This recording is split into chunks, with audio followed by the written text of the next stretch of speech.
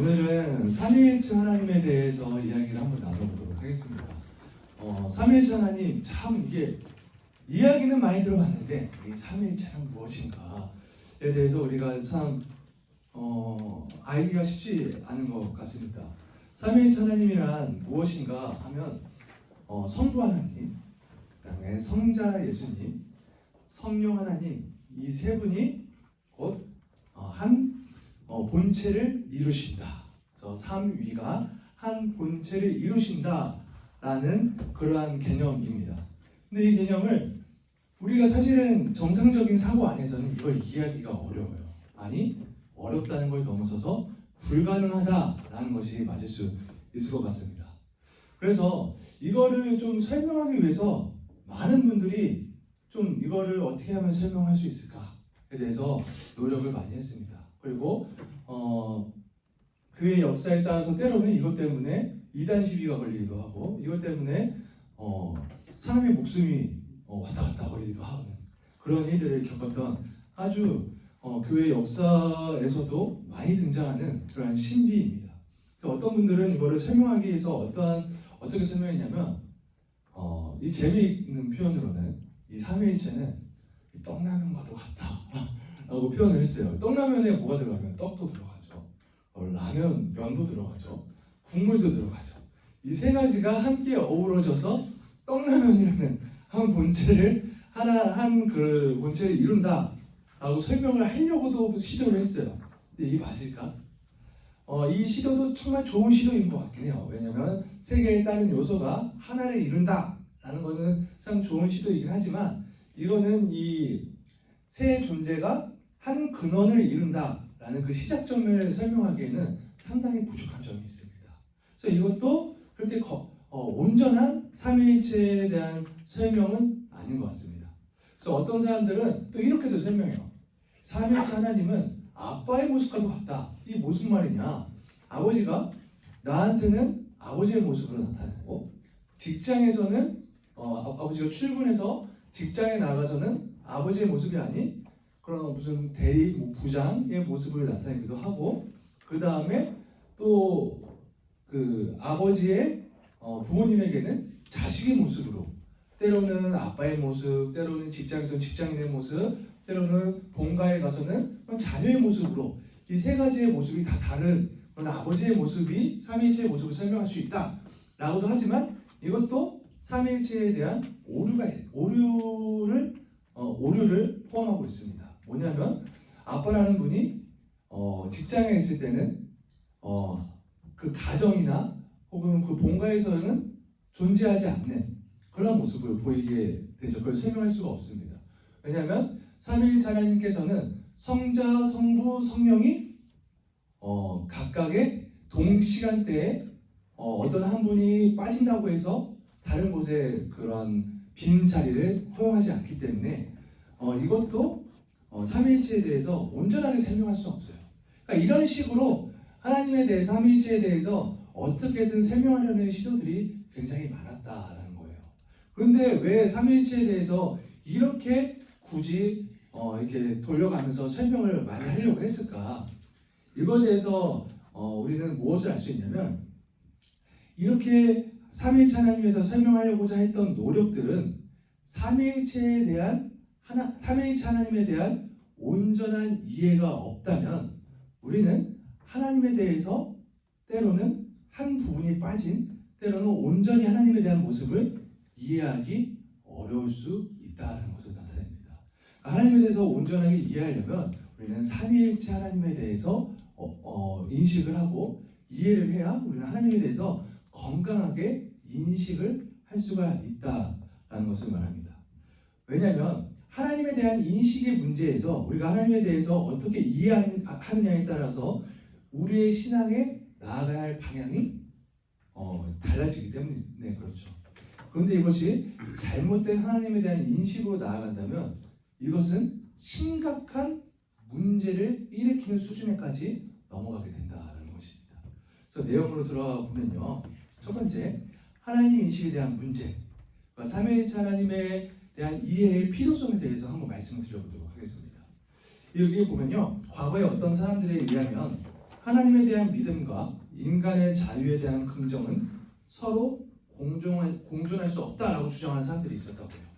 그들에 의하면 종교는 오직 무비판적이고 권위주의적이고 정신 습관에 의하여 유지된다라고 말했다고 합니다. 그런데 이것이 온전한 하나님에 대한 이해일까요? 아니죠. 그런데 이 사람들이 이렇게 하나님에 대해서, 이렇게 교회에 대해서 이해했던 것은 당대에 이 사람들이 만났던 교회의 모습이 굉장히 권위주의적이고 사람의 이성보다는 오직 무비판적으로 하나님에 대해서 말하는 것에 대해서 무비판적으로 들어야만 한다 라고 말했던 교회의 모습이 있었기 때문에 이 시대의 사람들이 하나님이란 권위주의적인 그러한 모습을 가진 사람일 거야, 그런 신일 거야 라고 잘못 이해했다라는 거죠. 그리고 또 어떤 사람들은요, 교회의 공식적인 하나님 이해는 비참함과 착취를 가져오는 기존의 사회체제를 정당화하는 기능을 수행할 뿐이다 라고 말했다고 합니다. 그래서 이 마르크스주의자들은 뭐라고 말하냐면 종교는 민중의 아편이다 라고 말해요. 이 마르크스주의자들이 봤을 때 당시의 교회의 모습은, 당시에 하나님을 믿는다라고 하는 사람들이 주장하는 것은 이 시대의 그 현실을 살아가는 현실의 문제는 뒷전으로 밀어놓고 그 다음에 내세에만 관심이 있는 그런 교회의 모습이 있었다는 거예요. 그러니까 이거에 대해서 사람들은 오해를 해가지고 종교는 민중의 아편이구나 라고 이 마르크스주의자들은 이해를 했다라는 겁니다. 그리고 어떤 사람들은 오랫동안 지속된 잔인한 흑인 노예의 역사를 감찰하는 데에 어떤 사상가들은 하나님이 백인 인종차별주의자가 아닌지 물었습니다. 그 인종차별주의가 굉장히 많이 일어났던 곳들이 어디죠? 기독교 국가들이었죠. 미국도 그랬고 영국도 그랬고 그런 나라들이 대표적인 기독교 국가라고 하는데 이 나라들에서 인종차별주의가 그렇게 났으니까 하나님은 어떠한 특정한 종족이나 민족의 하나님이구나 라고 이 사람들은 하나님에 대해서 잘못 이해했다라는 거예요. 그리고 어떤 이들은 제2차 세계대전 가운데 수많은 이스라엘 사람들이 학살된 참상을 보고 하나님은 살아계신 하나님이 아니라 능력이 없는 죽어있는 하나님이구나 라고 그렇게 이야기하기도 했다고 합니다. 제가 이 몇 가지의 이런 이야기들을 했는데요. 제가 좀 극단적인 그런 이야기들을 했지만 이분들에 대한 이야기가 제가 없는 얘기를 한 게 아닙니다. 실제로 역사 가운데 그 역사를 살아가는 사람들이 하나님에 대한 잘못된 인식으로 인하여서 행한 잘못된 행동들, 여기서 보면 인종차별, 그 다음에 권위주의적인 교회의 그런 모습들, 그 다음에 이러한 모습들이 무엇에서부터 시작됐느냐? 하나님에 대한 잘못된 이해, 하나님에 대한 온전하지 못한 이해에서부터 시작되어서 잘못된 신앙의 행위, 잘못된 하나님의 이름을 대면서 하는 잘못된 그들의 행위로 나아가게 됐다라는 것입니다. 이렇게 우리가 하나님에 대한 잘못된 인식이 있으면 이러한 잘못된 행위들을 하고 사람들로부터 잘못된 하나님을 우리는 증거하게 된다라는 것입니다. 이러한 잘못된 하나님에 대한 이해는 우리로 하여금 가장 근본적인 질문이 무엇인가를 되새겨 보기 위하여 제시된 것입니다. 과연 기독교 공동체에 의해서 예배되고 선포되는 하나님은 누구인가? 이 하나님은 인간의 성숙과 자유함에 적이 되는가? 아까 맨 처음에 말씀드렸던 그 사람들이 오해한 하나님이죠. 하나님은 인간의 그런 이성과 지성을 무시하는 하나님, 자유를 억압하는 하나님인가? 혹은 하나님은 우리의 친구가 되시는 분인가? 혹은 하나님의 주권은 맹목적인 힘에 의해서 행사되는가와 같이 하나님의 실제와 정체성에 대한 탐구를 시작함에 있어서 여기 위로 다시 올라갈게요. 우리는 이러한 하나님에 대한 인식을 온전하게 건강하게 할 수 있어야 된다라는 있다라는 것이에요. 그런데 우리가 이것을 하나님에 대한 인식을 할 때 인정해야 될 것이 하나 있어요. 우리가 먼저 우리 자신을 봐야 될 것이 있는데, 하나님의 실제와 정체성에 대한 탐구를 시작함에 있어서 사람은 누구나 다 어떤 사전 지식과 표현되지 않는 전제를 가지고 있다는 것은 사실입니다. 그러니까 우리는 신에 대해서, 하나님에 대해서 우리가 알지도 못하는 사이에 선입견을 가지고 있다는 거예요. 어떠한 선입견이냐? 하나님은 절대 신이기 때문에 우리와는 전적으로 다른 분이지만, 그렇기 때문에 하나님은 왕 같은 절대 주권을 나타내는 왕 같은 분일 거야. 혹은 절대 변할 수 없는 분일 거야. 라는 등의 우리는 하나님에 대한 그러한 선입견을 가지고 있다라는 것입니다. 그런데 기독교 신학은 하나님에 대한 이러한 일반적인 관념들을 무비판적으로 채용해서는 안 되며, 그러한 관념들을 규범적으로 만들려고 시도해서는 더더욱 안 됩니다. 그러니까 우리가 세상을 살아가면서 우리는 신앙을 갖지만 그 가운데 영향을 받는 이 세상의 철학이라든지 이 세상의 가르침이라든지 이 세상에서 우리에게 하나님에 대해서 주는 성경적이지 않은, 교리적이지 않은 그러한 정보들에 의해서 우리는 비판적으로 걸을 건 거르고, 우리는 하나님에 대한 온전한 지식을 습득할 수 있어야 된다라는 걸 말합니다. 그래서 기독교 신앙은 하나님에 대해서 일반적이고 불분명한 방식으로 말하기보다는 구체적이고 특정적으로 말해야 합니다. 구체적으로 특정적으로 말할 수 있는 그러한 우리에게 주어진 도구들이 무엇이 있을까요? 첫 번째로는 성경이 있을 수 있겠죠. 성경에서 하나님에 대해서 어떻게 구체적으로 말하고 있는가? 성경에서 하나님에 대해서 어떻게 특징적으로 이야기하고 있는가에 대해서 우리는 알 수가 있을 것 같습니다. 그런데 또 다른 하나의 도구가 있어요. 그것은 무엇이냐? 교회에서 자주 하는 것 가운데 무엇이냐면 사도신경이 있죠. 사도신경은 우리의 믿음의 교회의 역사를 통해서 쌓여온 우리 믿음의 고백입니다. 사도들의 신경에 대한 사도신경인데, 이 사도신경의 전통 가운데 기독교 신앙을 계속해서 우리는 고백해 왔어요. 성경과 더불어서 이 사도신경을 통해서 우리의 신앙에 대해서 구체적이고 우리는 특정적으로 우리의 신앙을 고백해 왔다는 거죠. 그런데 이 사도신경에서 무엇을 말하고 있느냐? 사도신경에서 주로 말하고 있는 세 가지 기둥이 있어요. 사도신경의 세 가지 기둥이 무엇일까요? 사도신경 나의 신앙을 고백하는 거잖아요. 처음에 시작이 뭐죠?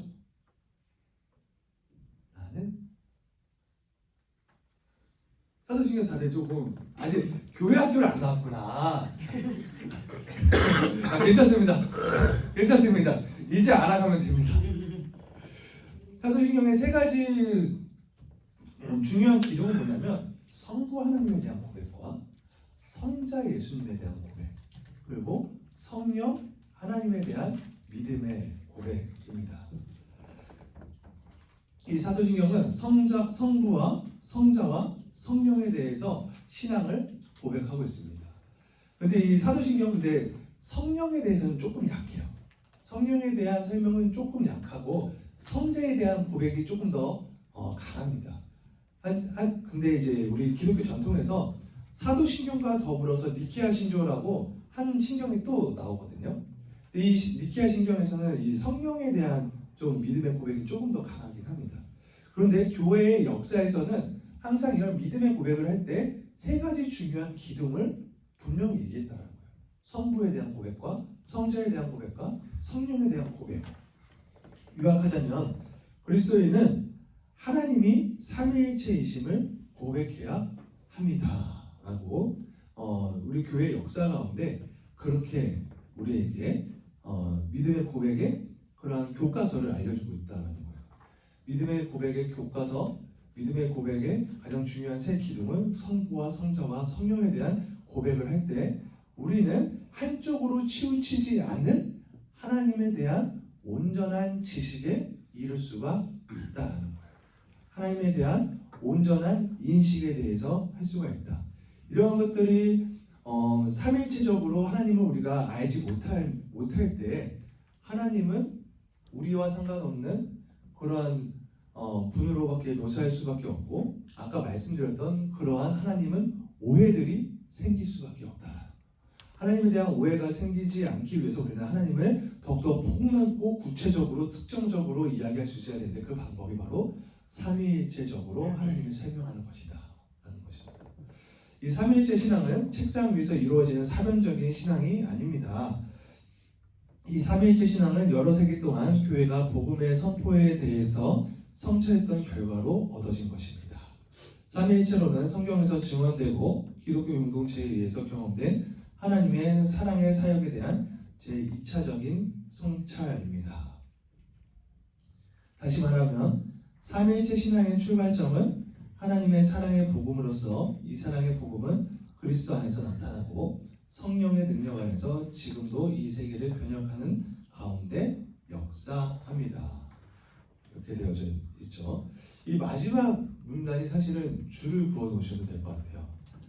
삼위일체 신앙의 출발점은 하나님의 사랑의 복음으로서, 이 사랑의 복음은 그리스도 안에서 나타나고 성령의 능력 안에서 지금도 이 세계를 변혁하는 가운데 역사합니다. 이 부분에 대해서 이따가도 나오겠지만,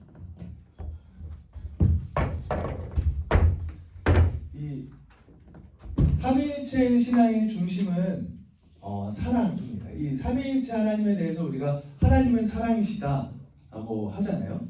그래서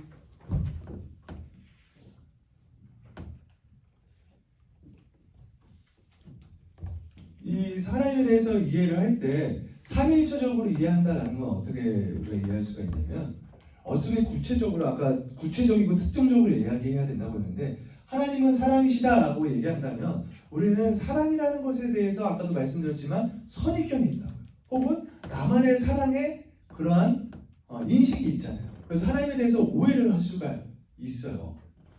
그런데 우리는 그런 하나님에 대해서 구체적으로 이야기할 때 우리는 하나님에 대해서, 사랑에 대해서 더 온전히 알 수가 있는데, 그 온전하게 말하는 것이 삼위일체적으로 이야기하는 건데, 이 사랑은 성부로부터 시작해서 이 사랑이 누구를 통해서 우리에게 보여주셨느냐, 성자를 통해서, 예수님을 통해서 우리에게 성육신하신 예수님의 사랑이 경험되게 되어졌죠. 우리가 성자 예수님을 통해서 이 사랑이 증명되어졌고, 이 성령님을 통해서 이 사랑이, 과거의 예수님의 사랑이 지금도 우리가 경험할 수 있도록 이 성령 하나님께서 지금도 우리 안에서 이 사랑을 증명하고 계신다. 이렇게 이것이 바로 삼위일체 하나님에 대해서, 사랑에 대해서 삼위일체적으로 설명하는 방법입니다. 조금 어려울 수가 있는데 한번 계속해서 더 자세하게 한번 알아보도록 하겠습니다. 이 삼위일체론의 뿌리가 뭐냐면 바로 하나님의 사랑입니다. 우리는 하나님의 사랑에 대해서 알아갈 때, 삼위일체론에 대해서 이야기할 때 하나님의 사랑을 빼놓고는 이야기할 수가 없어요. 삼위일체론에 대한 성서적 근거는 몇 가지 증거 본문들에서 발견된다기보다는 신약 성경이 하나님의 계시와 행위를 묘사하는 데 있어서 철저하게 삼위일체적인 유형을 사용하는 점에서 찾아질 수 있습니다. 이게 뭔 말이냐면, 신약 성경에서 나타나는 하나님의 그러한 역사, 하나님의 행하심은 다 하나님 한 분만, 하나님 한 분만, 예수님 한 분만, 성령님 한 분만 사역하시는 것이 아니라, 하나님만 어느 부분에서는 하나님의 모습으로만 사역하고, 어느 부분에서는 예수님의 모습으로만 사역하고, 어느 부분에서는 성령님에 대한 이야기만 한다라는 것이 아니라, 모든 것을 행하실 때 삼위일체 하나님은 모든 것을 행하실 때 성부 하나님께서 사랑을 행하신다 했을 때는 삼위일체적으로 사랑을 행하시고, 성자 예수님께서 행하시는 모든 성육신 하시고 이 땅에서 행하셨던 일들은 성부와 성자와 성령이 함께 행한 행위이고, 그 다음에 성령이 지금도 우리와 함께 하시고 성령 우리에게 보내주시고, 그 이후에 성령이 우리와 함께 하신 모든 사역들은 삼위일체 하나님이 함께 행하시는 사역이다 라는 말입니다. 그래서 신약 성경은 하나님의 세계를 향한 사랑의 역사를 말하고 있습니다. 이거에 대해서 말씀을 해주시고 계신 게 대표적으로 요한복음 3장 16절이죠. 그거에 대해서 제가 누가 한번 이 말씀을 읽어주시면 좋을 것 같은데 저의 눈을 바라봐주시는 우리 한번 요한복음 3장 16절 한번 읽어봐 주실 수 있으세요? 거기 앞에 모자 쓰신 네. 눈이 마주쳤기 때문에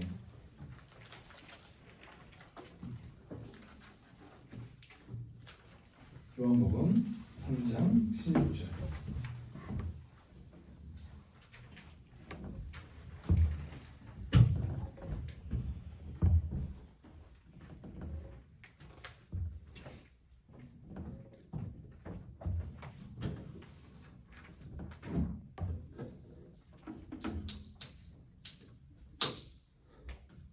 사진 읽어주시면 감사하겠습니다.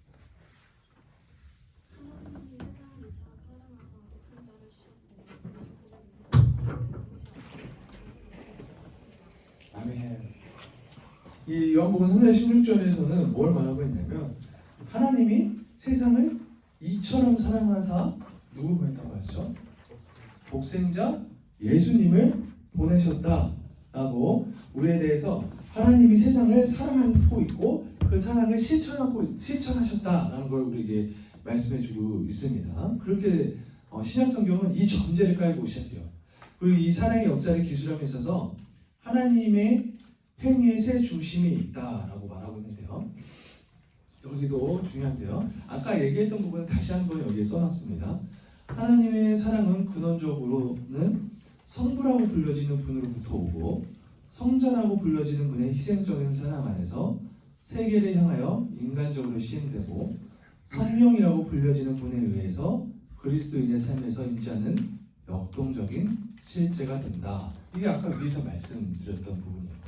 이 사랑의 시작은 성부 하나님으로부터 시작되고 성자 예수님을 통해서 이 사랑을 증거되었고 그 다음에 지금도 성령님을 통해서 우리 가운데 이 성경에 쓰여진 사랑이 시행되고 있다, 역사하고 있다라는 것입니다. 위르겐 몰트만이 이렇게 이야기해요.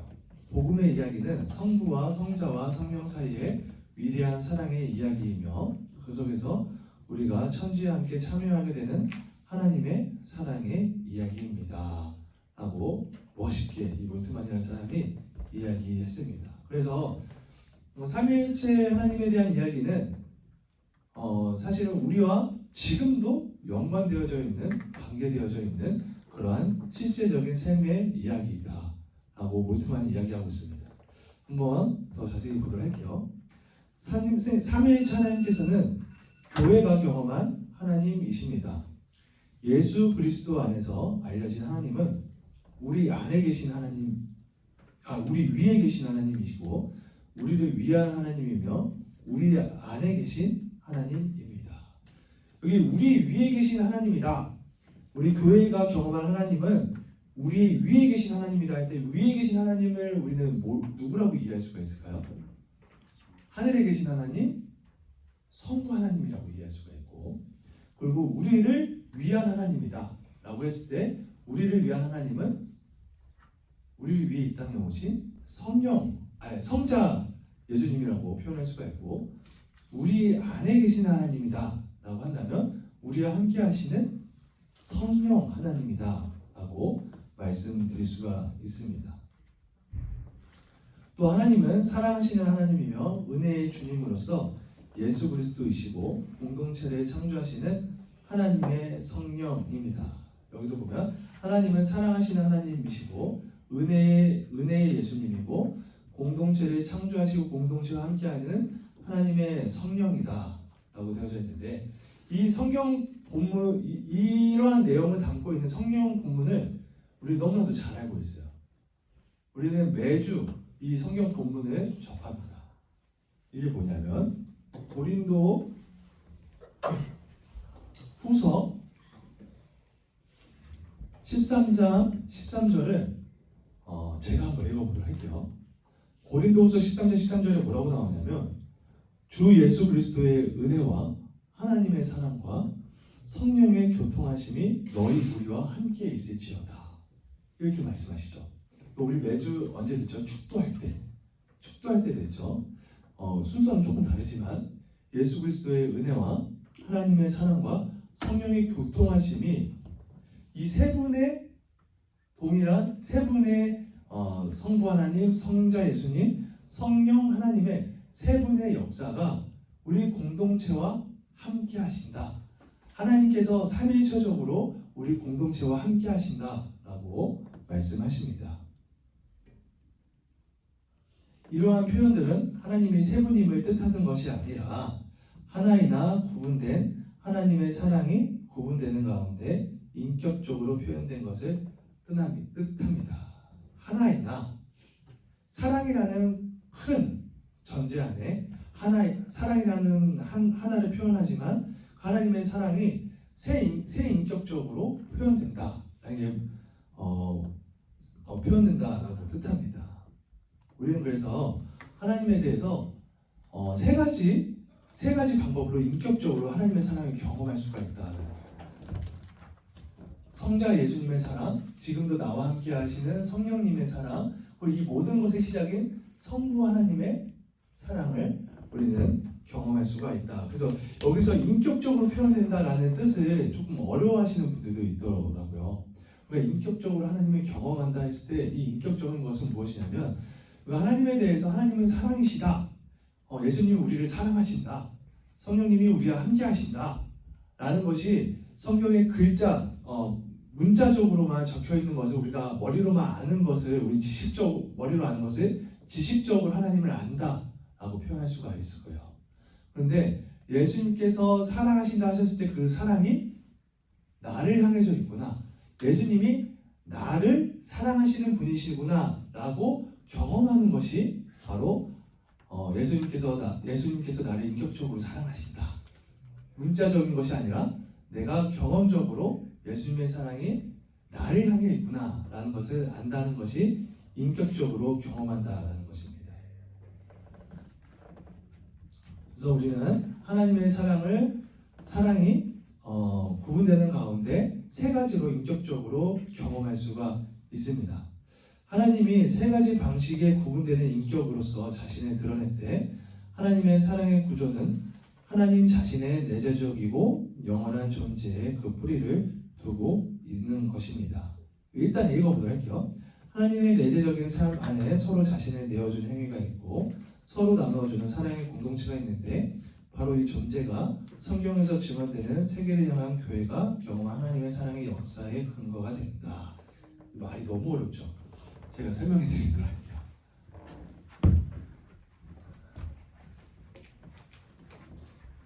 잠시 창조의 이야기를 한번 드려보도록 하겠습니다. 창조의 이야기. 하나님께서는 어떤 분이시냐? 이전에 하나님께서 이 세상을 창조하시기 전에 하나님께서 창조를 하시기 전에 이 세상은 하나님 한 분이었습니다.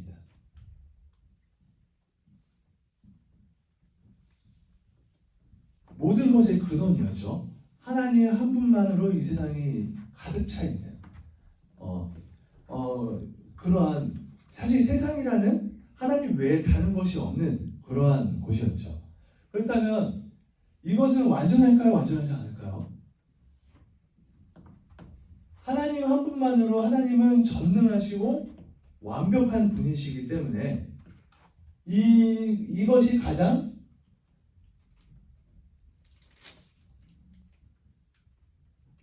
완전한 그러한 존재였습니다. 가장 완전 순도 100%의 완전함이었는데 하나님의 속성 가운데 하나님께서 스스로를 나타내는 속성 가운데 하나가 완전이고 하나가 무엇이냐? 하나님이 오늘 또 많이 얘기 나오는데 하나님의 속성 가운데 가장 두드러지는 특징이 무엇이냐 하면 하나님은 사랑이시다 라는 거죠.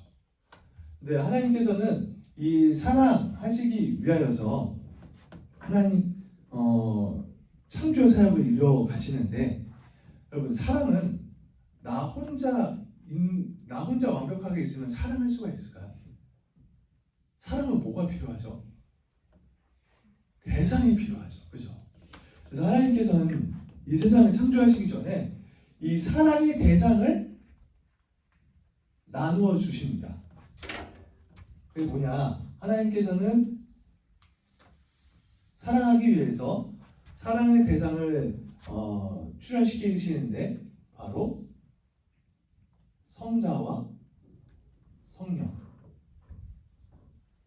이때부터 이제 창조 전부터 하나님께서는 하나님과 성부와 성자와 성령의 이러한 공동체를 만드신 거예요. 하나님 안에서. 그래서 이 세 분 안에서 서로 교제하는 공동체를 이루셨다라는 것입니다. 그런데 이것도 온전한 사랑이지만 여러분들, 사랑이 더 위대할 수 있는 이유는 무엇이냐? 사랑은 나만 사랑하는 것을 우리는 완전한 사랑이라고 말할 수가 있을까요? 이 공동체는 일체이기 때문에 본인들 스스로 하나님께서 삼위일체적으로 스스로를 사랑하신다라는 것은 본인을 사랑한다라는 그러한 수준에 있는 것을 뜻합니다. 그래서 하나님께서는 더 온전한 사랑을 이루시기 위해서 무엇을 하시냐? 타자를 만들어내세요. 타자, 타인.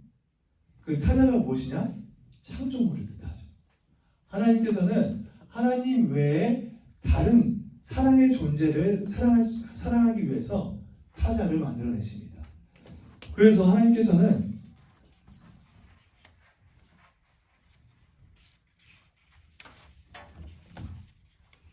이 세상에 삼위일체적으로 성부, 성자, 성령이로 완벽한 이 세상 가운데 타자를 만들어내셔서 이 세상을 창조하시기 이릅니다.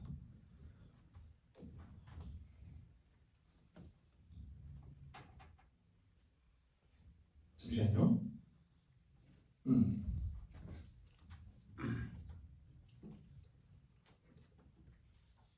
그래서 이 세상에서 하나님께서는요, 하나님 외에 하나님께서 사랑할 수 있는 이 세상을 창조하기에 이르신다라는 거예요. 이것을 사랑의 한 번만으로 완벽했던 그 세상을 포기하시고 이 세상에 하나님께서 사랑을 할 수 있는 그런 타자를 창조하시는 그 창조 사역을 이루어내시는 거예요. 근데 이게 왜 사랑이냐 하면, 여러분, 사랑의 대상에게 자유를 주지 않고 사랑의 대상을 억압하는 것을 여러분 우리는 사랑이라고 말할 수가 없겠죠. 하나님께서는 이 세상을 온전히 사랑하시기 위해서 이 세상에 자유를 주십니다. 하나님께서 억압적으로 이 세상을 내 뜻대로만 하나님께서 강압적으로 이루시는 것이 아니라 이 세상이 자유롭게 행할 수 있도록 하나님께서 이 세상을 틈타지 않도록 이 세상에 자유를 허락해 주시기에 이릅니다. 하나님께서 어느 정도로 자유를 주셨느냐? 하나님께서 이 창조물들이 하나님을 배반하고 하나님을 떠나는 데까지 그러한 자유를 허락해 주십니다. 그렇게 해서 하나님께서는 세상을 창조하셨습니다.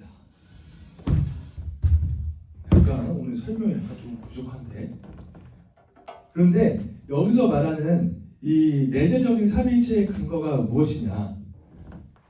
하나님께서 세상을 사랑하신다 하셨을 때 이 하나님의 사랑의 근거가 이미 창조 전부터 하나님 안에서 스스로 누군가를 창조해내서 누군가를 만들어내서 그 대상을 사랑하고자 하는 그런 근거가 세상으로 향하기 전에 이미 창조 전부터 하나님 안에 성부와 성자와 성령이 서로 교제하며 사랑하는 그러한 관계가 이미 창조 전부터 이루어졌다는 것을 말합니다.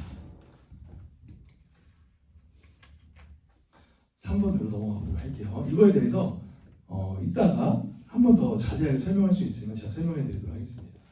삼위일체론의 태동의 고전적인 원인, 이 초대교회 이후에 수세기에 이르는 동안 교회는 삼위일체에 대한 명시적인 교리를 확정했습니다.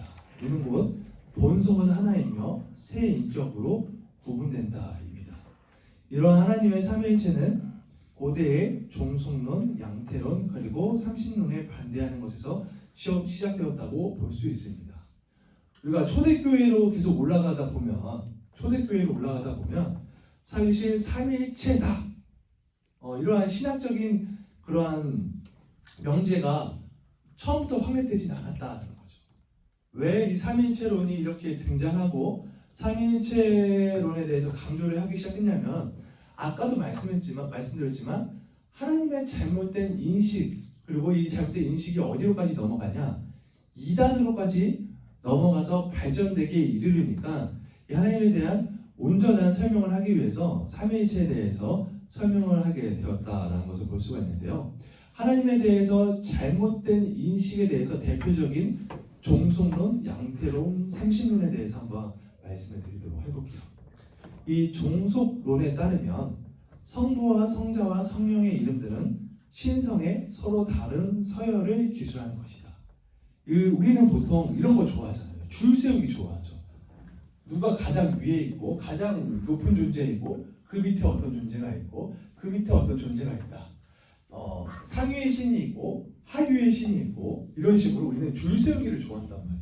고대 사람들도 마찬가지였다는 거예요. 고대 사람들도 이 삼위일체 하나님, 성부 하나님, 성자 하나님, 성령 하나님에 대해서도 더 이제 상위의 존재가 있을 거다. 이걸 굳이 이야기하고 싶었다는 거예요. 영원한 성부이신 한 분의 위대하신 하나님이 있으며 성자와 성령은 뛰어난 피조물이거나 성부보다 열등한 신들이라는 게 이들의 주장이었습니다. 그래서 고대 사람들은 어떻게 됐냐? 성부 하나님이 있고 그 밑에 성자, 성령 이 두 분이 성부 하나님보다 더 열등한 더 하위의 신의 개념이다라고 이해를 했던 것입니다. 근데 이들이 이렇게 말하는 그 저변에는 뭐가 있었냐 하면 이는 이 절대신, 창조신 하나님께서 고난받으시고 변하시고 죽음을 받으시는 하나님이라는 것을 말하기가 싫었던 거예요. 왜냐하면 이때 당시에 신에 대한 개념은 무엇이 있었냐면 변할 수 없고 완벽하고 완전하고 죽음과 연결되어질 수 없는 분. 그러니까 누구랑 맞지가 않아요? 성자의 하나님이 이 한 근본이라고 하면 어떻게 하나님이 그런 죽음을 당하죠? 어떻게 하나님이 고난을 당하죠? 그럴 수 없어 라고 생각을 해서 이 하나님과 성자와 성령 하나님의 연관성을 끊어버리기 위해서 성부 하나님은 지고한 신이고 그 밑에 열등한 신으로 성자 예수님과 성령 하나님을 주게 된 것입니다. 하지만 이 전략은 복음의 내용과 상충됩니다. 이 그리스도와 성령이 참 하나님이 아니라 뛰어난 피조물이거나 열등한 신에 불과하다면 어떻게 그리스도가 구원자가 될 수 있겠으며 어떻게 성령이 하나님의 변화의 능력이 될 수 있겠습니까? 라는 거죠. 어떻게 예수님께서 참 하나님이 아니시면 우리의 죄를 대신 지실 수가 있겠느냐라는 것입니다. 이것은 잘못된 그러한 접근 방법이었다라는 것을 말합니다. 그래서 종속론은 잘못된 하나님에 대한 이해입니다. 성부와 성자와 성령은 그러한 이 안에 위계가 있거나 성부가 더 높은 그러한 신이 아니라 성부와 성자와 성령 하나님은 동일한 하나님의 한 본체이시다 라는 것을 우리는 이해를 해야 됩니다. 또 양태론에 따르면 성부와 성자와 성령의 이름은 하나님의 가면을 지칭하는 것에 불과한데 이러한 가면은 반드시 하나님의 내적인 존재를 드러내는 것은 아닙니다. 이게 뭘 말하냐면 아까 아버지가 가정에서는 아빠라는 가면이었어요. 그리고 직장에서는 직장인으로서의 가면이었어요. 그리고 또 다른 본가에 가서는 아들이라는 가면이었어요. 근데 이 가면을 쓰는 그런 하나님을 우리는 어떻게 신뢰할 수 있냐라는 거예요. 이것은 가난한 자와 함께한 예수님의 사역, 예수님의 십자가 부활의 사건, 그리고 성령이 부어지는 사건이 그저 겉모양에 불과하며 하나님은 참된 본성을 보여주는 신뢰할 만한 지침이 되지 않을 수도 있음을 의미합니다. 그러나 신앙인들이 하나님에 대하여 아는 것이 외적인 가면에 불과하여 하나님의 참된 정체성이 계속해서 숨겨져 있다면 신앙인들은 하나님이 어떤 분인가를 우리가 어떻게 신뢰할 수 있겠느냐? 하나님이 가면을 쓰고 있는 분이라면 어떻게 우리가 하나님을 신뢰할 수 있겠는가라는 것입니다. 이 삼신론에 따르면 성부, 성자, 성령의 이름은 집합적으로 기독교 신앙의 대상이 되는 세 분의 개별적이고 분리된 신들을 지칭한다. 이러한 견해는 구약 성경에서 명하고 예수님께서 가르치신 명령, 곧 하나이며 유일하신 하나님을 사랑하라는 명령에 정면으로 위배됩니다. 어떻게 그리스도인의 신뢰와 충성과 예배의 대상이 세 분의 다른 하나님일 수 있겠습니까? 라고 말합니다. 그래서 하나님은 이렇게 삼신론은 성부 하나님 따로, 성자 예수님 따로, 성령 하나님 따로 이렇게 다 따로 봐야 된다라고 말하는 사람들이 있었다는 건데 그것도 옳지 않다라는 거예요. 이렇게 따로따로 이야기하는 사람들이 따로 법처럼 이렇게 이야기하는 사람들이 말할 때 어떠한 오류를 범하느냐? 이 구원의 하나님과 이 창조의 하나님과 구원의 하나님이 대립하는 그러한 문제를 야기하게 됩니다. 이거에 대해서는 나중에 한번 설교 때 이야기를 할 수 있으면 좋을 것 같은데 오늘은 넘어가도록 하겠습니다. 그렇다면 본성은 하나이며 세 인격으로 구분된다라는 이 기술적인 개념들은 적극적으로 무엇을 말하고자 할까? 이 삼위일체 본성은 하나이다. 그런데 세 인격으로 구분된다라는 이 기술적인 개념들은 적극적으로 무엇을 말하고자 하는가? 이 삼위일체로는 예수 그리스도의 사건과 하나님의 변혁하는 성령의 도우심의 빛 아래서 하나님을 다시 묘사하고자 합니다. 이게 어디랑 연결되냐면 아까 처음에 말씀드렸던 하나님에 대한 잘못된 인식을 우리는 역으로 알 수가 있다. 우리는 성자 예수님의 모습을 통해서 그리고 성령 하나님, 우리가 경험하는 성령 하나님을 통해서 이 성부 하나님이 어떤 분이시는가를 역추적할 수 있다는 것을 말해요. 왜요? 이 세 분이 하나이시기 때문에 우리는 성자 예수님에 대한 올바른 우리의 십자가 사건의 인식과 우리와 함께하는 성령 하나님에 대한 인식을 통해서 성부 하나님이 어떤 분이시구나 라는 것을 역추적해서 알 수가 있다는 것을 말합니다. 제가 조금만 만들어볼게요.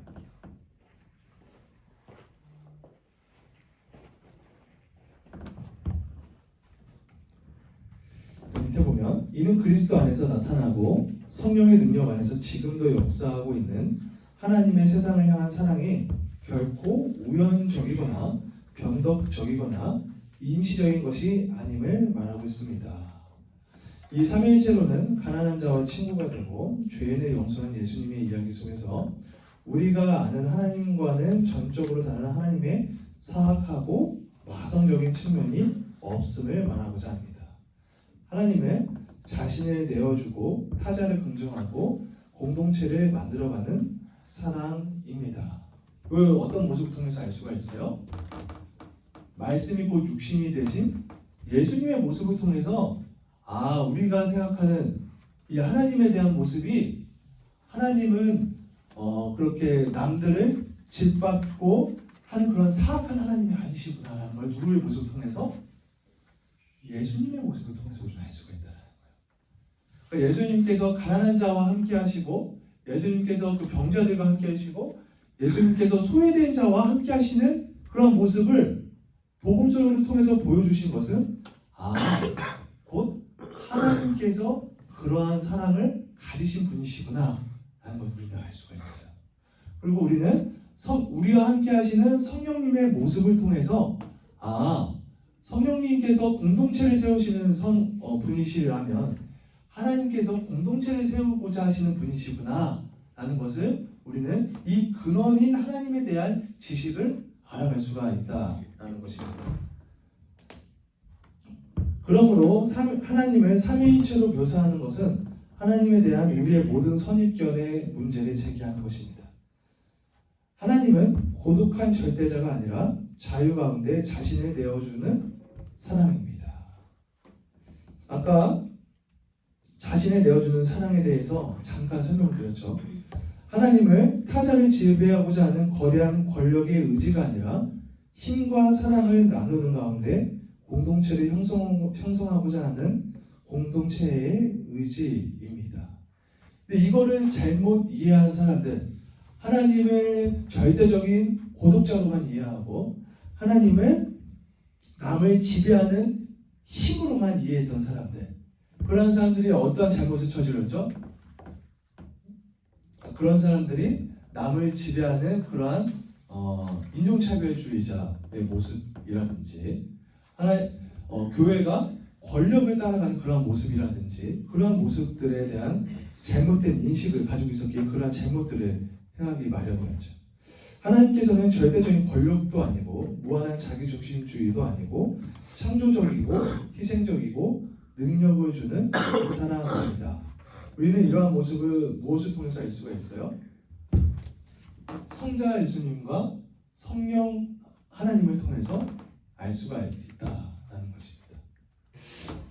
삼위일체 하나님의 영광은 타자를 지배하는 데 있지 않고 타자와 삶을 나누는 데 있습니다. 이러한 의미의 하나님에 대한 고백만이 하나님을 사랑이라고 선언하는 신약성경의 가르침에 적합하고 일치되는 유일한 하나님 이해입니다. 그 밑에 말씀 있죠? 요한일서 말씀. 요한일서 말씀 한번 같이 한번 읽어보도록 할게요. 준비 시작. 사랑하지 아니하는 자는 하나님을 알지 못하나니 이는 하나님은 사랑이시니라.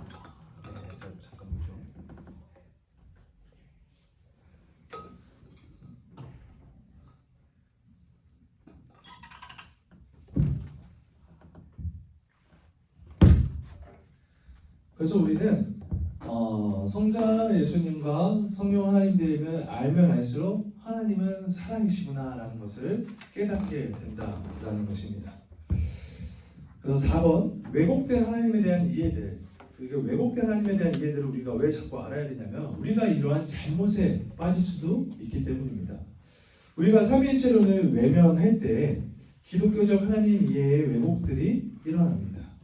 역동적인 삼위일체론이 사라지면 여러 종류의 단일 신론이 등장하게 됩니다. 한번 보시기 바랍니다.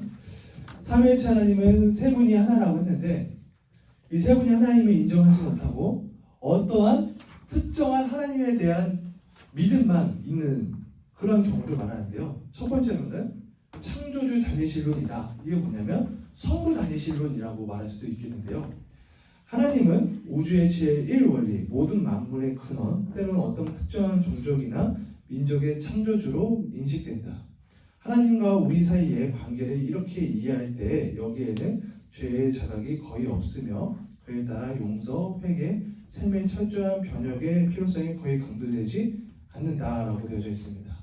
우리가 삼위일체 하나님에 대해서 이해를 할 때 성부만 성자와 성령이 같이 강조되지 않고 성부만 지극하게 강조된다 라고 한다면 이 성부의 특징이 뭐냐면 근원입니다. 그리고 창조이거든요.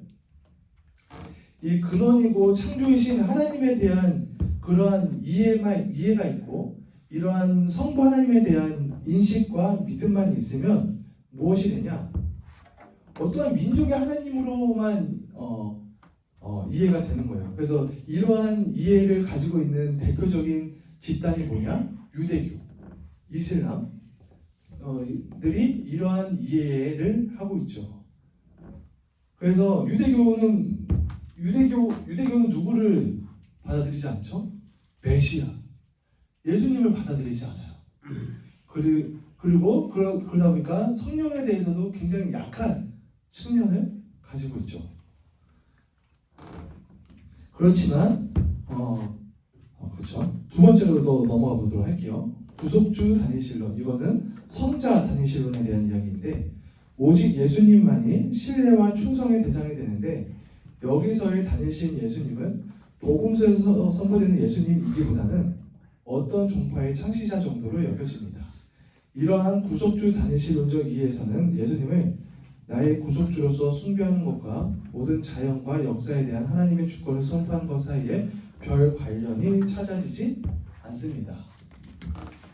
성자만 그렇게 강조되는 그러한 신앙관을 말합니다. 그래서 내 구원만 관심이 있는 그런 잘못된 신앙관을 가지게 돼요. 그런데 뭐라고 했죠? 하나님은 창조하시는 하나님이시다고 하셨잖아요. 그래서 남뿐만이 아니라 하나님은 이 세상에 대해서도 관심이 있으신 분이신데 그러한 접근은 관심이 없고 내 구원에만 관심이 있는 그러한 신앙을 이야기합니다. 세 번째, 성령 단위신론.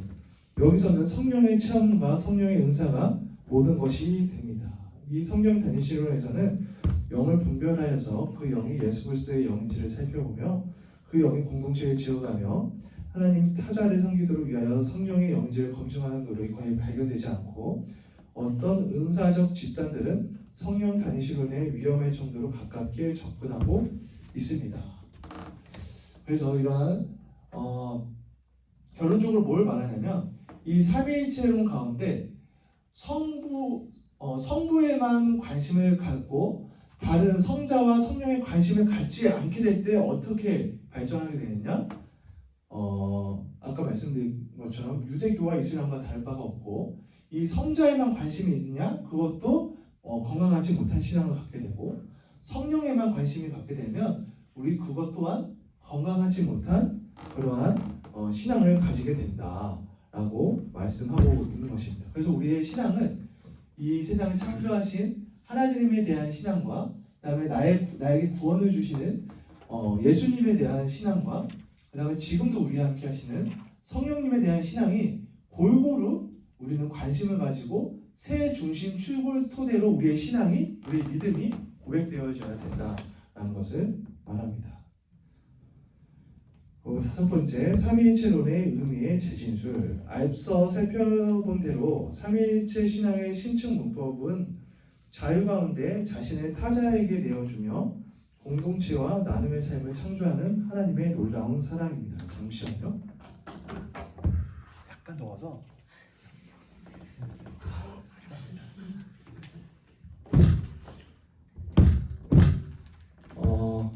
자유 가운데 자신의 타자에게 내어주며 공동체와 나눔의 삶을 창조하시는 하나님의 놀라운 사랑이다.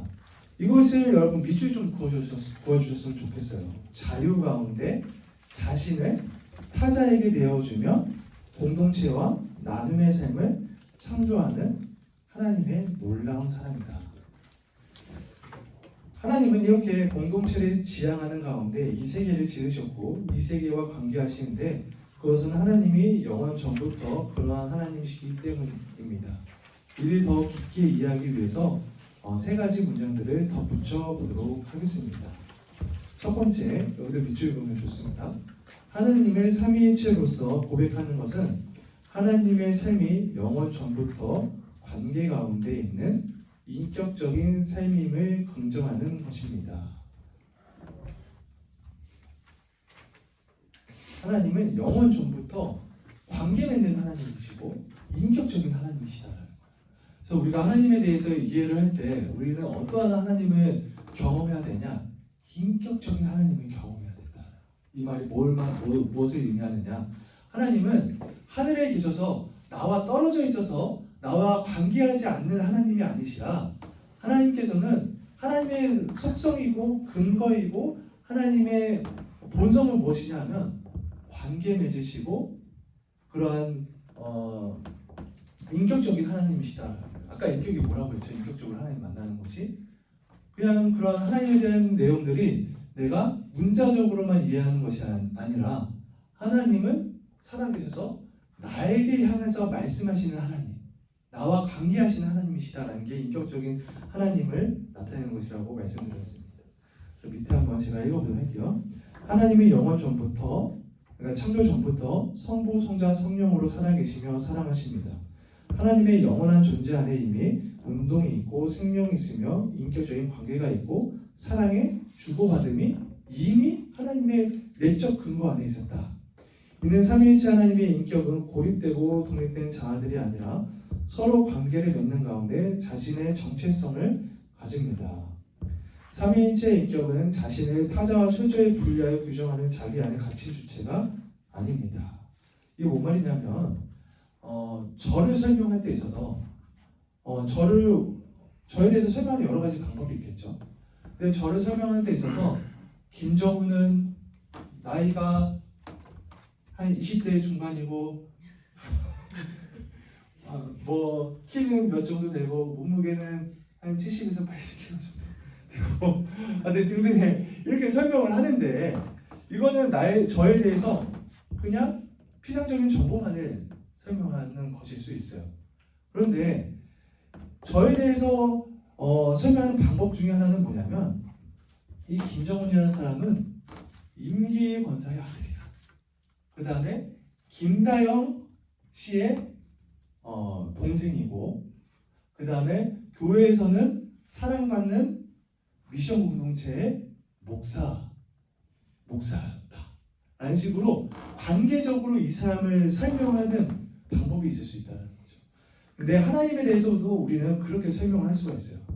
하나님은 성경에 나온 대로 지식적으로 하나님은 사랑이시고 하나님은 세상을 창조하셨고 하나님은 어떤 분이시고 이렇게 하나님을 설명할 수가 있어요. 근데 이것이 과연 온전하게 하나님을 설명하는 방법일 수 있겠느냐? 그것이 아니라 하나님은 관계 안에서 하나님은 자신을 온전히 드러내시는 분이시다라는 거예요. 하나님은 우리를 위해서 십자가에서 못 박히시고 성육신하시고 그 다음에 우리를 위해서 그 큰 고난을 당하신 예수님의 아버지로서의 하나님이시다. 그런 말은 뭘 말하냐면 하나님은 우리를 이 독생자를 보내주시기까지 사랑하시는 하나님이다 라는 것을 우리는 이 관계적인 측면에서 하나님을 설명할 수가 있죠. 그리고 성령 하나님은 지금도 우리와 함께 하시면서 우리의 연약함을 돌보시는 하나님이시다. 그런데 이 성령님이 하나님의 영이시라는 관계적인 측면에서 우리 하나님을 어떻게 설명할 수 있느냐? 하나님은 지금도 우리와 함께 하길 원하시며 하나님께서는 이 성령 하나님 통해서 우리를 돌보시는 하나님이시다라는 하나님에 대한 설명을 우리는 이런 관계적인 측면에서 할 수가 있다라는 것을 설명하고 있는 것입니다. 그래서 삼위일체의 인격은 자신의 타자와 철저히 분리하여 규정하는 자기 안에 갇힌 주체가 아니라 우리는 하나님을 지금 나와 함께 하시는 그런 하나님과의 관계를 통해서 하나님을 설명할 수가 있다. 하나님 안에서 인격은 관계적인 실제로서 상호 주체성, 공유된 인식, 진실한 관계에 서로 주고받는 사랑 등으로 규정됩니다. 넘어가도록 할게요. 그래서 우리는 타자를 무서워하거나 증오하는 가운데 그를 제거하거나 정복하려고 하는 죄악된 인간의 본성과 반대로 삼위일체 하나님은 자신의 삶의 내적인 역동성 안에 타자성을 만들어내며 포함합니다. 이게 밑에 한번 더 설명을 해보도록 할게요. 하나님 자신의 삶이 인격적인 차이와 관계 안에 있는 삶이라는 사실은 하나님이 서로 다른 피조물로 가득 찬 이 세계를 창조하신 가운데 외적으로 표현됩니다. 즉 여기도 밑줄 치면 좋습니다. 우리의 삶에서 우리가 자연세계를 정복하려고 하고 타 민족이나 문화, 종족, 성을 지배하려고 하는 정신의 많은 부분이 타자에 대한 두려움으로 비롯되기도 하는데 이러한 두려움은 우리가 삼위일체적인 하나님 이해를 가지고 있는 것이 아니라 군주론적 하나님 이해를 가지고 있음을 보여줍니다. 하나님은 그러한 하나님이 아니시다는 거예요. 하나님은 아까 말씀드렸지만 사랑하기 위해서 사랑하기 위해서 세상을 창조하신 분이에요. 하나님은 타자를 받아들이시기를 원하시는 분이시다. 하나님은 새로운 공동체원을 끌어들이시는 것을 좋아하시고 사랑하시는 분이시다라는 거예요. 근데 우리가 그런 하나님에 대한 이해 없이 내 공동체 안에 내가 안전하다고 생각하는 그 공동체 안에 누군가 들여오는 것을 두려워하고 어려워한다면 그건 우리가 하나님에 대한 온전한 이해를 하지 못하고 있다라고 우리는 생각할 수가 있어요. 여러분 실제적으로 예를 들어보면 여러분 지금 순들이 있죠. 뭐 어떤 순들은 지금 굉장히 잘 되고 있기도 하고 그럴 거예요. 근데 우리가 한번 상상을 해봅시다. 너무나 완벽한 순이 있어요. 너무 완벽한 순. 이 순에 들어가면요 서로 말을 안 해도 서로 막 얘기가 너무 잘 돼. 얘기를 하다 보면 주일날 정신 차려보면 10시, 11시야. 아 이거 집에 언제 가? 여기에 너무 완벽한 순이라고 생각되는 그런 순이 있어요. 그런데 이 순에 누군가는 새로운 새가족, 누군가 새로운 사람들을 받아들이기를 어려워한다면 이 완전하다고 생각하는 순에 누군가 새 사람이 들어오는데 이것을 받아들이기 어려워한다면 이건 하나님의 모습일까? 그게 아니라는 거죠. 왜요? 이거와 똑같은 게 뭐예요? 하나님 한 분만으로 완전한 이 세상 가운데 하나님 한 분만으로 완전한 이 세상 가운데 하나님께서는 사랑하기 위해서 누군가 새로운 대상을 사랑하기 위해서 타자를 창조하시고 이 타자가 이 안에 들어올 수 있도록 구원의 길을 열어주신 것이 바로 삼위일체 하나님의 사랑이다. 삼위일체 하나님은 누군가를 그 삼위일체 안으로 그 안으로 초청하기를 원하시는 하나님 나라의 하나님의 그 놀라운 하나님 나라의 그런 교제 가운데로 초청하시는 분이시다라는 거예요. 그래서 우리가 이후에도 이 뒷부분에 말씀드려보도록 하겠지만 우리가 건강한 삼위일체 하나님에 대한 인식이 있다면 이것이 우리의 신앙 가운데 발현이 되어져서 우리가 누군가를 받아들이거나 누군가와 함께 교제하는 것을 우리는 그것이 부담일 수도 있겠지만 그것이 하나님께서 원하시는 일이구나, 하나님께서 원하시는 거구나라는 인식의 변화가 필요하다는 것입니다. 두 번째, 그래도 첫 번째 좀 밑줄 보면 좋겠죠. 하나님을 삼위일체로서 고백하는 것은 하나님이 공동체 안에서 존재하심을 진술하는 것입니다. 하나님은 공동체 안에 존재하시는 분이시다라는 거예요. 하나님의 삶은 사회적입니다. 하나님은 사회성이 가득하신 분입니다. 하나님은 MBTI로 치면 이 성향이라고 말할 수 있을 것 같아요. 하나님은 사회적인 분이십니다. 하나님은 개인적인 부분에만 머무시는 하나님 스스로 안에 닫혀있는 분이 아니시다라는 거예요. 우리 여기 계신 분들 I 성향이신 분들이 있죠. 저도 약간 I인데 원래 저도 집에 있으면 편안하거든요. 집에서 누구 만나기를 좀 꺼려질 때가 있고 그럴 때가 있어요. 근데 하나님은 어떤 성향이시냐면 이 성향이세요. 계속해서 누군가와 만나고 누군가와 그러한 교제하길 원하시는 분이시다라는 거예요. 그래서 하나님의 삼위일체적 삶을 이해하는데 공동체의 경험을 가장 좋은 실마리로 간주하는 방법이 있어요. 이게 뭐냐면 뒤에 보면 좀 더 이야기할게요. 삼위일체 신앙은 하나님의 사회성을 증거합니다. 이게 뭐냐면 아까 우리는 뭐라고 말했죠? 성자와 성령님을 통해서 하나님에 대한 인식을 할 수 있다고 말씀드렸어요. 그런데 몰트만이라는 신학자는 더 나아가서 무엇이냐? 우리 하나님께서 세운 공동체인 교회 공동체, 혹은 더 우정의 공동체, 신앙의 공동체, 어떠한 공동체가 됐든 성령님께서 함께 하시는 이 공동체 안에서 이루어지는 신령한 교제의 모습을 볼 때 아까 우리 여기를 통해서 하나님을 안다고 했죠. 이 공동체의 모습을 통해서 우리는 교제하시는 하나님에 대한 모습을 알 수가 있다 라고 이야기를 하는 것입니다. 이것도 역추상이죠. 즉 성경은 하나님은 공동체를 세우시며 그 공동체를 유지하시는 분이시다. 성경은 그렇게 이야기해요. 하나님께서는 계속해서 이스라엘 공동체를 세우시고 그 공동체를 유지하시기 위해고 또한 교회를 세우시고 그 교회 공동체를 유지하시는 분이시다. 그래서 하나님께서는 영원한 고독 가운데 홀로 존재하는 최고의 절대자가 아니라 하나님은 계약을 맺으시는 하나님이십니다. 계약을 맺으신다는 게 뭐냐? 하나님께서 홀로 계시는 분이라면 계약 맺을 필요가 없어요. 하나님께서는 공동체를 세우시고 공동체와 함께 하시기 위해서 계약 맺으시는 하나님이시다는 거예요. 피조물과 함께 또 피조물들 안에서 그 공동체를 이루기를 원하시는 하나님의 의지는 하나님이 영원 전부터 공동체로서 계신 자신의 삶에 상응하는 분이심을 드러내는 것입니다. 그래서 밑에 보면 그러므로 우정의 경험, 서로 보살피는 가족의 관계, 그리고 자유롭고 동등한 인격 사이의 포용적인 공동체 등이 예수님께서 선포한 하나님 나라와 하나님의 영원한 삶을 나타내는 중요한 지표가 된다는 것입니다. 이해가 되실까요? 네, 좀 말이 어려운데 우리가 그런 우정의 경험이라든지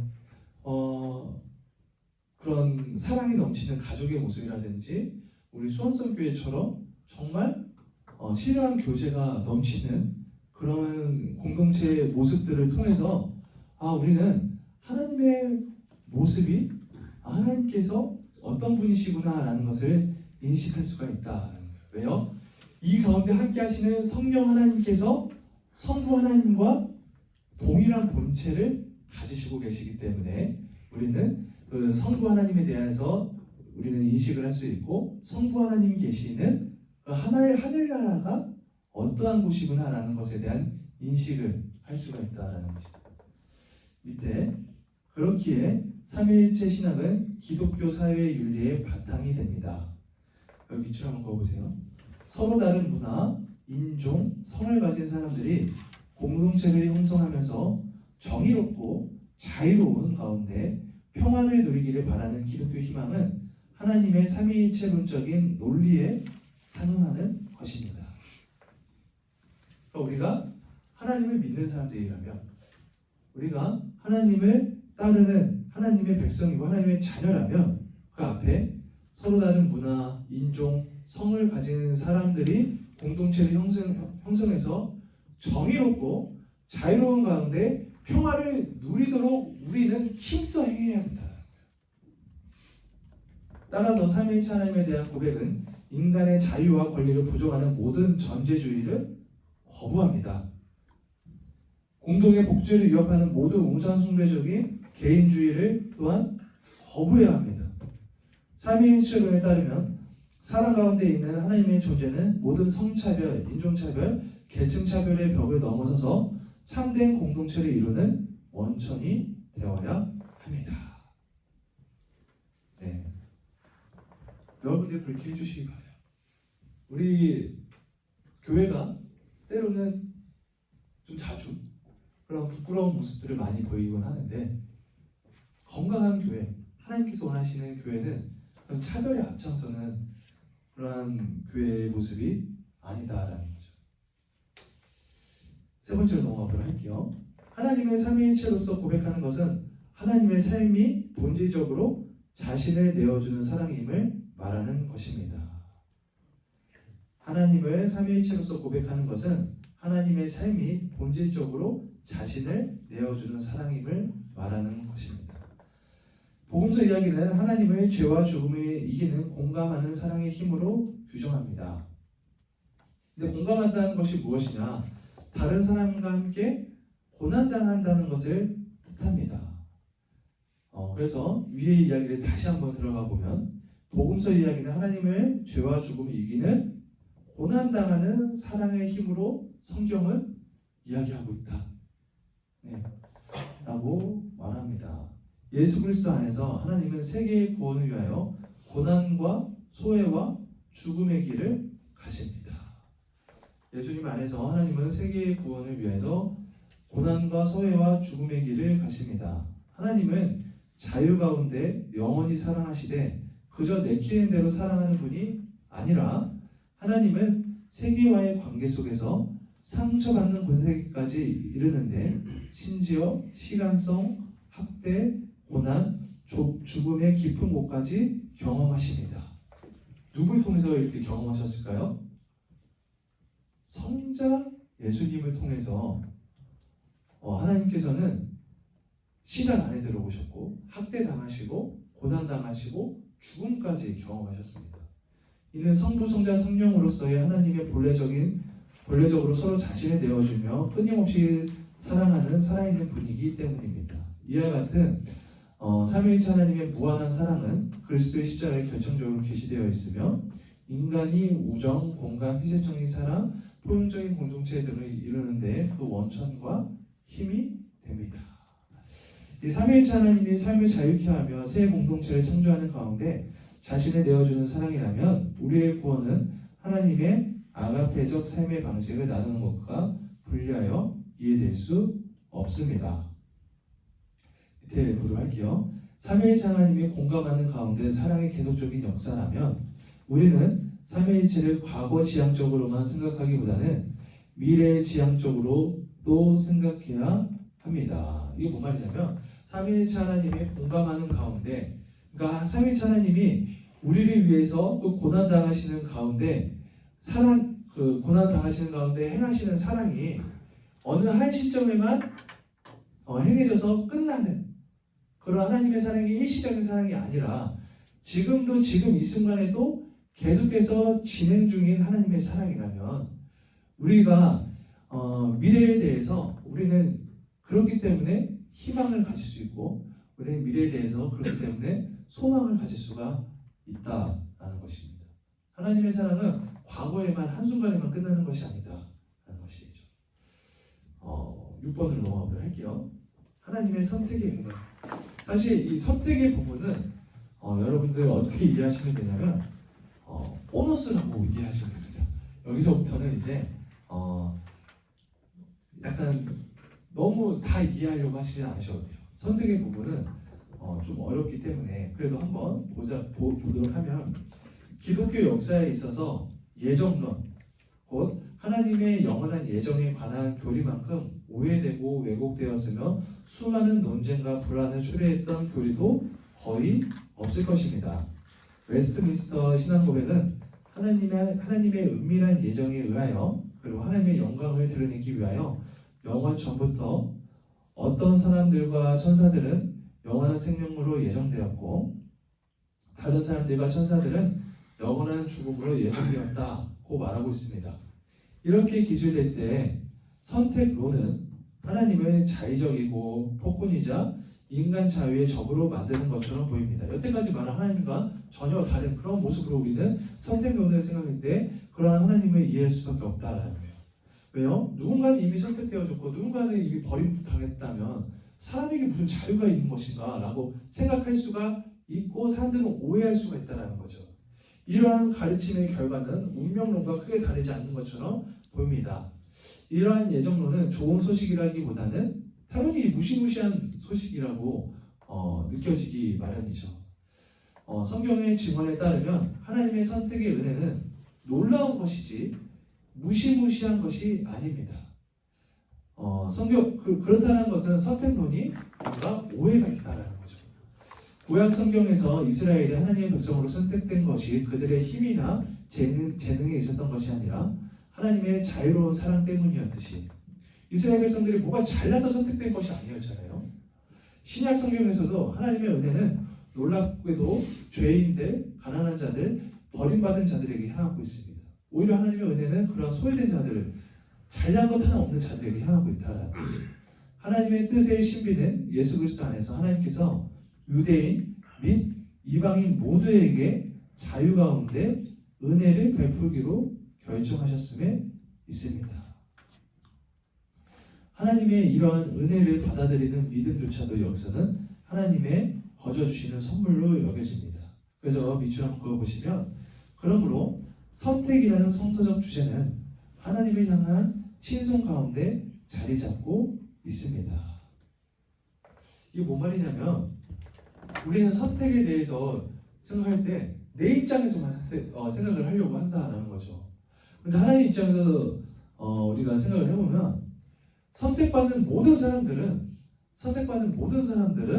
선택받을 이유가 없는데도 하나님께 의해서 선택을 받은 거고 더 나아가서 원래 모든 인류가 선택받을 수 없는 존재들이었다라는 사실을 우리는 인지를 해야 된다는 거죠.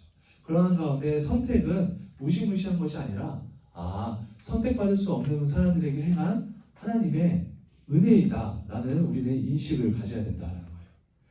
이러한 선택론이 발전함에 따라 선택론이 의도하지 않은 두 가지 목적을 성취하도록 만들어졌을 때 잘못된 길로 가게 되었습니다. 하나님을 칭송하려는 선택론의 의도는 여러 가지 동기에 의해 불분명해졌는데요. 왜 어떤 사람들은 복음을 받아들이는데 다른 사람들은 복음을 거부하는가를 설명하려는 욕구, 하나님께서는 전능하신 가운데 섭리로서 이 세상을 다스린다는 것에 논리적 귀결을 엄격하게 추적하기 원하는 결심, 하나님의 자비가 선택된 자의 구원에서 드러나듯이 하나님의 의가 버림받은 자의 저주에서 분명히 나타난다는 주장들, 이러한 것이 결국에 뭐로 이어지냐? 사람의 교만으로 이어지는 거예요. 하나님 선택은 하나님의 주권적인 영역인데 우리들은 그것을 계속해서 설명하려고 하고 그것을 논리적으로 어떻게든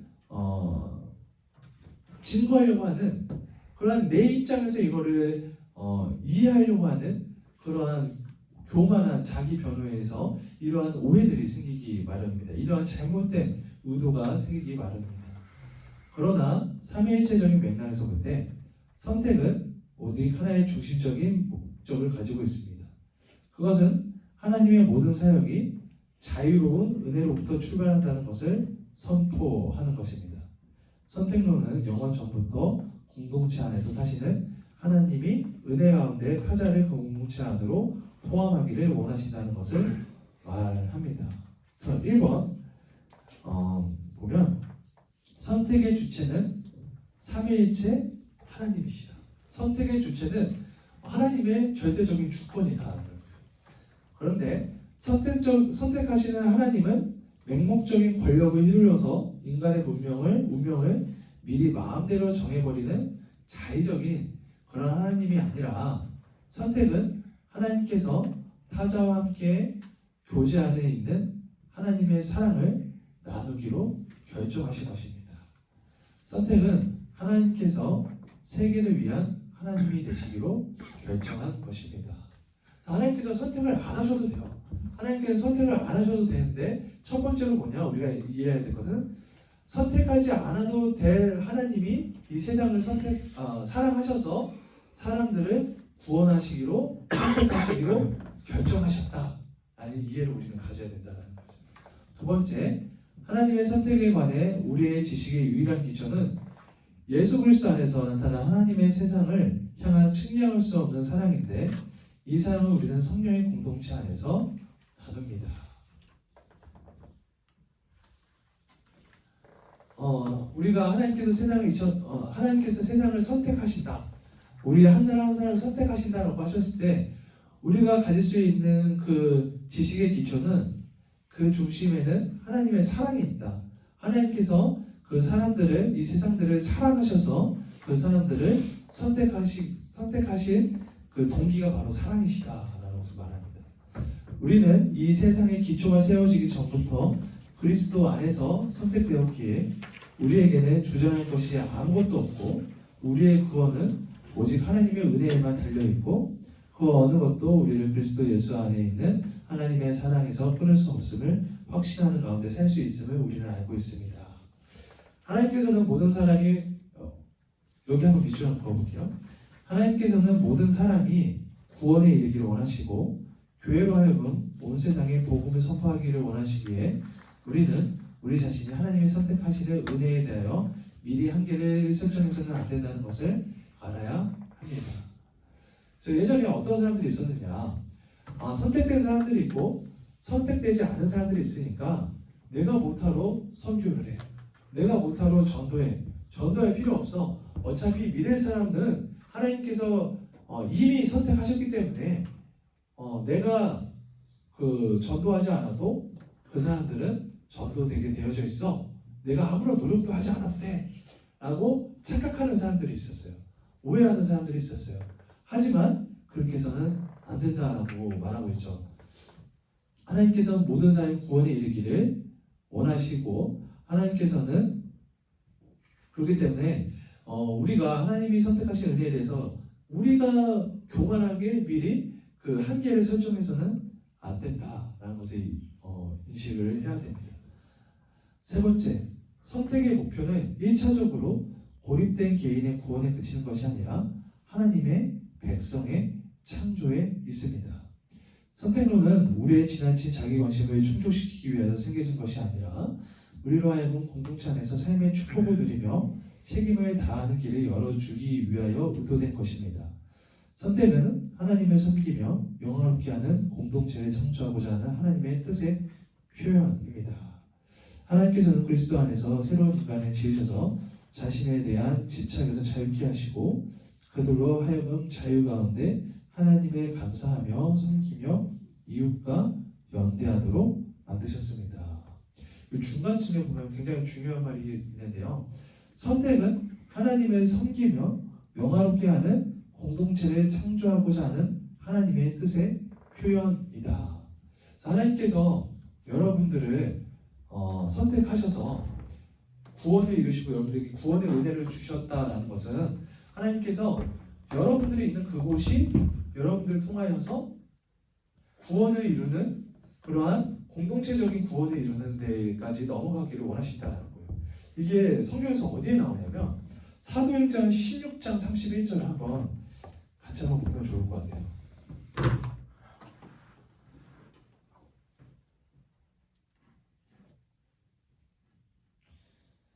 여기 보면 뭐라고 되어져 있느냐? 사도행전 16장 31절에 이렇게 되어져 있어요. 제가 한번 읽어보도록 할게요. 이르되 주 예수를 믿으라. 그리하면 너와 내 집이 구원을 받으리라. 이게 대표적인 말씀입니다.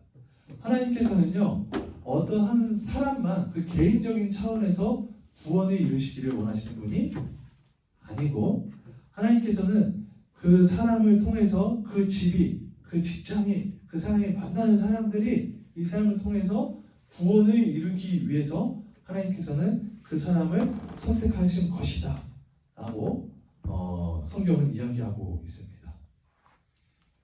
자, 이 선택론에 대해서 간단히 한번 말씀드려봤고요. 맺는 말로 들어가도록 하겠습니다.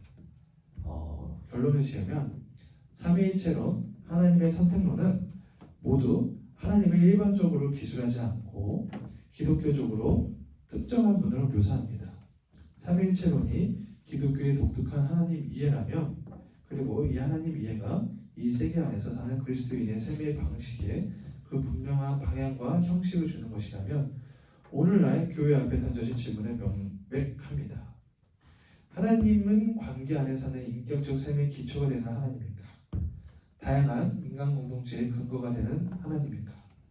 공감하는 사랑의 능력에 의해서 세계를 변혁하는 희망을 주는 하나님입니까? 다시 말하면 그리스도인의 개인적이며 공동체적 삶이 한 삼위일체 하나님 곧 그리스도 안에서 세상을 찾아오셨고 성령의 능력 안에서 갱신과 번역의 사역을 계속하시는 주권 가운데 은혜로운 하나님에 대한 헌신을 증거합니다. 말이 굉장히 어려운데 우리가 삼위일체 하나님에 대해서 얘기를 들었는데 과연 우리의 삶에서 우리는 삼위일체 하나님의 특성에 맞는 하나님에 대한 올바른 이해를 가지고 우리는 그리스도인답게 살고 있는가를 여러분들께 묻고 질문하면서 이 글이 맺어지게 됩니다. 오늘 삼위일체에 대해서 설명을 드렸는데 굉장히 좀 어려웠어요. 삼위일체론에 대해서 설명하는 게 저도 참 쉽지가 않고 이게 어려운데 우리가 아까 서두에서 말씀드린 것처럼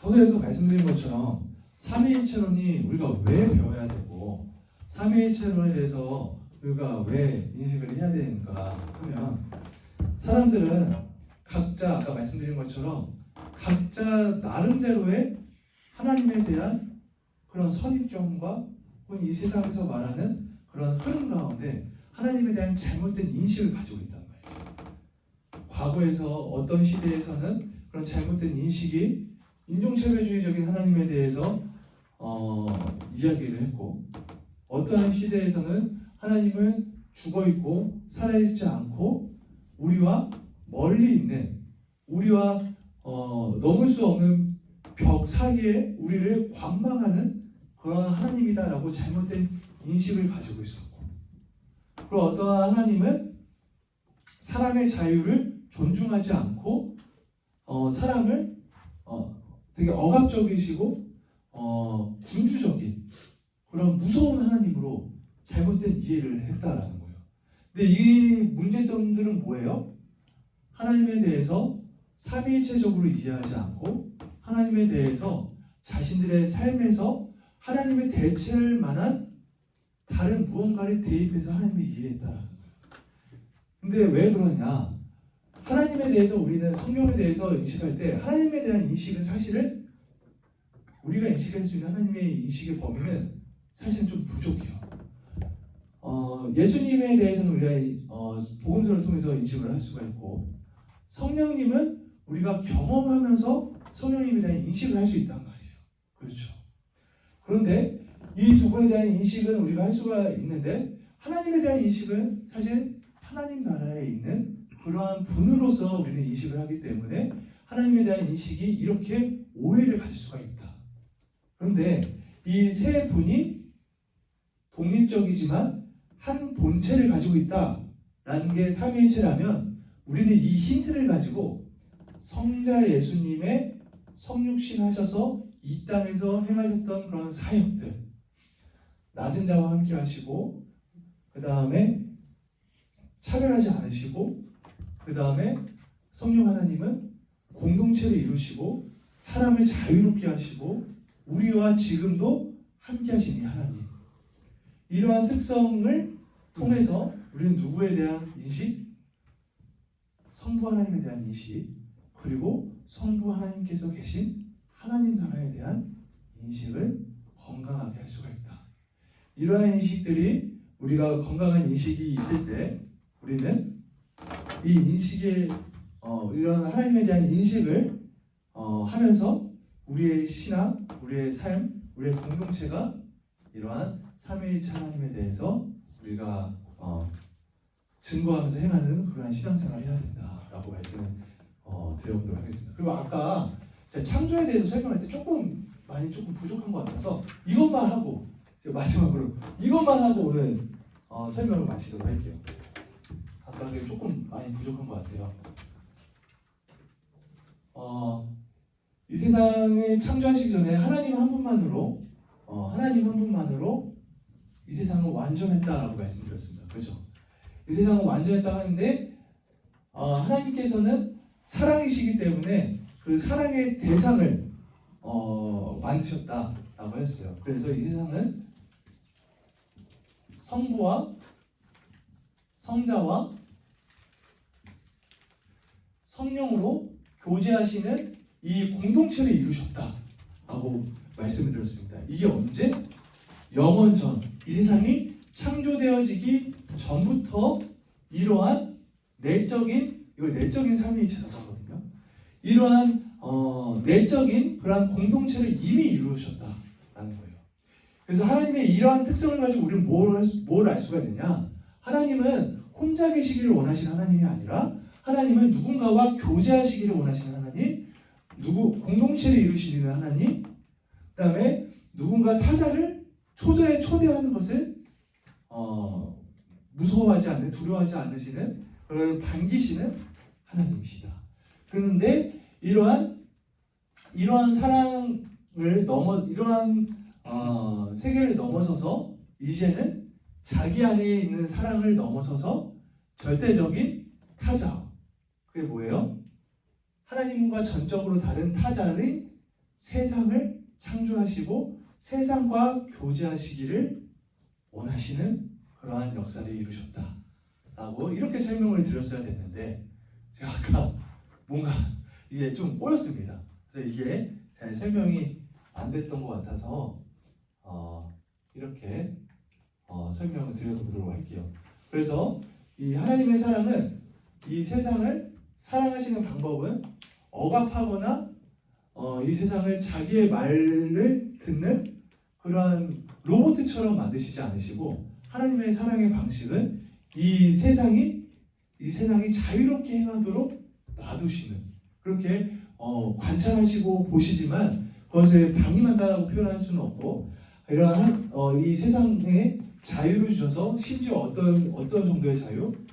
하나님을 거부하고 하나님께 등을 돌리는 데까지 허락하는 그런 자유를 주신 분이 바로 하나님이시다 라고 하나님의 사랑에 대해서 말씀을 드려봅니다. 네, 혹시 질문 있으세요? 좀 어렵죠? 어려우신 분들은, 혹시 이해가 안 가시는 분들은 나중에 저한테 따로 찾아오셔도 좋고, 따로 문자를 남기셔도 좋고, 따로 카톡을 남기셔도 좋습니다. 사실 이번 한 번만으로 삼위일체를 온전히 다 이해한다 하면 여러분들은 지금 그 신대원 가셔서 교수를 하셔도 좋습니다. 저도 이거를 준비할 때마다 삼위일체론의 신비가 이해가 되고 참 은혜로 받아들이다가도, 그리고 또 어느 때 설명하려면 이게 꼬이기도 하고 참 이게 잘 안 될 때도 있어요. 근데 이 삼위일체론에 대해서 아까도 말씀드렸듯이 뭐가 있냐면, 이 삼위일체론적인 하나님에 대해서는 우리가 경험적으로 계속해서 알아가는 것입니다. 어떤 모습들을 통해서, 특별히 어떤 모습? 우리 공동체 안에서 내가 그런 신령한 교제를 누리고 성령님의 역사를 경험할 때 우리는 그 안에서 하나님의 모습은 이런 모습이겠구나, 하나님의 나라는 이런 나라겠구나 라는 인식을 하는 데까지 넘어갈 수가 있습니다. 혹시 목사님 어떻게 하면 될까요? 어떻게 마무리할까요? 기도하고 마무리할까요? 네. 그러면 제가